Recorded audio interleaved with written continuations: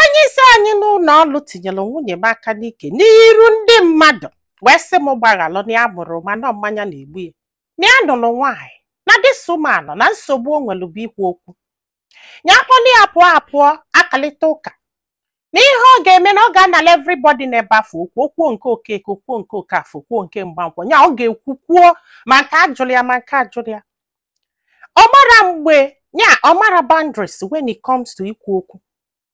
oge ọbụla ọ ya na-agba para na ewegola aka nne ya ọnyacha wela aka ekpe ya ọnyacha and etu anụnwa ọ bụrụ na ya na ya na-abụ nwa okwu ihe aka ọ ya ga na-apụ ya na-apụ ka ọ sị m nne mba ọ na-emechi iru ya wee nọgide wee sị na ya chọzi dịtin segidelu ha okwu ya sị na ya chọzi fana abụ wee gbasaa andị mana bifo ha gbasaa n'ikwu eziokwu na onwego nwaanyị ya na ya na-abọ na-akwụ duto n'okwu afọ na-agwụ ya ike omenye na ya da anabie omenye ya na-akwụgharị ọbụghị ọtago so nwaanyị afọ ya na ya na-abọ na-akwụ na fana abọ na-alụ ọlụ na the same office mana ọ bụrụ na the same department na ọfịs ya ga-ada ebe a then ọfịs dị umeala adị ihe dịka ịmagolu like miles away from ha mana duto n'ofu company ka fa bụ na fa na-ejekọrịta ọnụ je na-eje na the other company ịmagolu ezije gị na nke a ịga ezije gị na nke a ịga mana this girl na ya mara na ya na onye isi ha n'ebe the other office dị na-akwụ na o nwere ka asịwa malụ ọ na-ayị anaghị onye isi fa na ya mara ya wee megide westin ya ga-anị ya okwelụ ya wee je wee mee gie maka na ya na the first wife agbasago fada bụ wee bili n'ọka mụtarala ya nwa ahụ ịghọtago lesizikwa ma ọ dị ime as we speak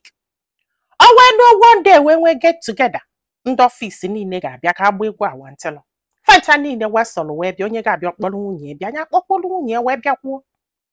enwee ṅụba mmanya ṅụsịa mmanya na-agbazi egwu ịmagonu ya na nwunye gba egwu ọsị aka abịakwa agonu mmadụ na-abụọ na-agba egwu ilisigo nne na-aṅụzi mmanya na-agba egwu nwunye wee si aka abịa ka jee nyọma mmiri ya wee si oke o wee jebe wee nyụsa mamili wee pụta na onwe posta edobe n'aja o wee kwụlepafu wee na-ekili dị posta yọtago nyanwa nọkwala ebe a nọ na-agba egwu ịmago na-agalini ka nwunye echigita azụ n'ihe afọzakwala bụ na onye isi ha wee binie n'oche ebe ọ nọ wee jekwuwe nwunye wee lụọ wee si n'azụ wee tinye aka na sket wee gbadaa na n'ikie o amara m pantie ka ọ na-adọ according to the guy ka ọ na-achọ ka o tinye aka na dimentin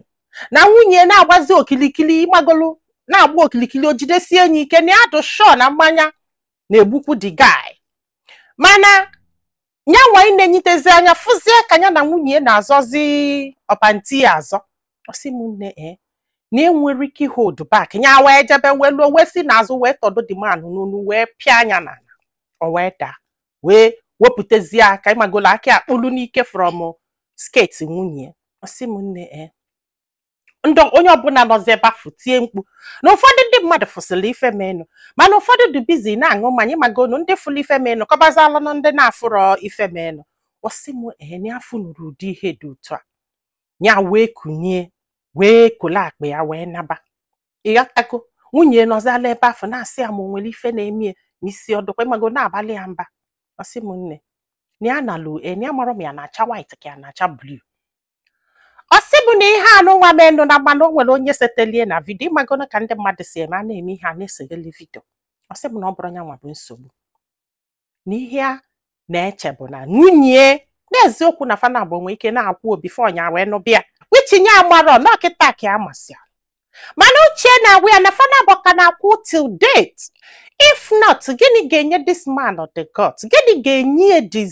ya gịnị bụ ife anwa ga-emie ka o nwee that kalu obi to the point ime ụdị ha nwa ome ebe ọ ma na ya bụ die nọkwa na the party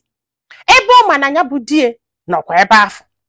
n'uche bụ na ya dị busy na-agba egwu mana ọ mara na anya ya dọ na nwunye ọ sị m nne na this girl ya aka nọsịrị ọfụ mana ihe ekwere agbaghalụ this girl na ọbịa na-ayụ ya ndị ọfịs ha niile gbakọ na-ayụ ya ọ sị m in fact na ya mụrụzi ife a ga-eme eme na ya mara ife a ga-eche eche